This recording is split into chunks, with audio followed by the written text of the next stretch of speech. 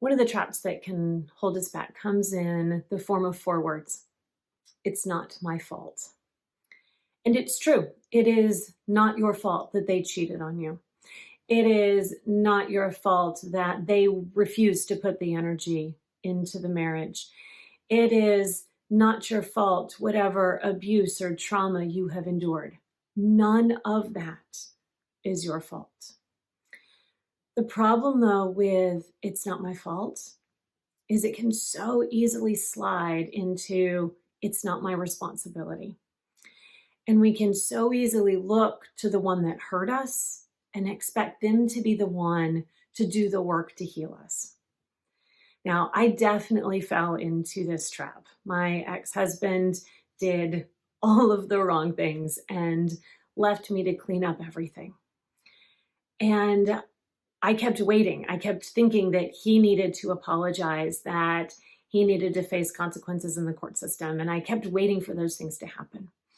And I would just say, it's not my fault. He did this, he did that. And all that was true. But I'll never forget, there was one day, and I was working out at the gym. This was just a few months after he left. And I saw a man come in, a man that I had seen before, but never really paid attention to. But this day I noticed him. He was a wheelchair user. He was unable to walk. And yet this man came into the gym faithfully. This man worked out harder than anybody else in the facility. And it shifted my perspective, because here was this man that had it harder than anybody else in there, at least on the surface. And whatever had caused him to not be able to walk wasn't his fault. And he could easily have spent his life sitting on the couch, being out of shape, saying, it's not my fault. There's nothing that I can do about this. But instead, what that man did is he recognized his limitations, but yet he worked within those limitations. He said, this isn't my fault, but what am I going to do about it?